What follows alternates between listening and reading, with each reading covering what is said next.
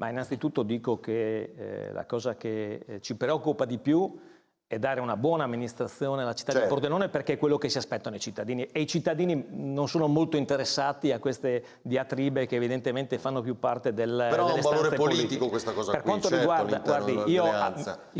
ovviamente come segretario politico della Lega auspico evidentemente che si possa trovare una ricomposizione che rassereni gli animi, soprattutto nella legittimità di quelle che saranno le scelte evidentemente della consigliera Piccin, prima che vice sindaco consigliera Piccin, perché voglio ricordare che il consigliere comunale legittimamente eletto è nel suo diritto di fare delle scelte, se dimettersi o meno.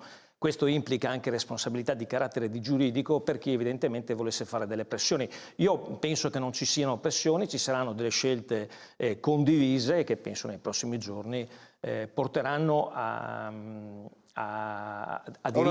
dirimere la questione.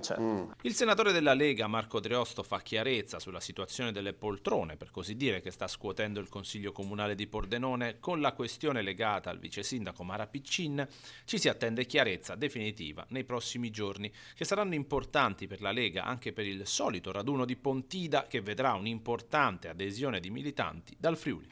Adesso ci arrivo, ma poi sarete in 600, no? Circa 600 siamo in partenza dal Friuli Venezia Giulia. Tra sabato e domenica partiranno 600 persone dal Friuli.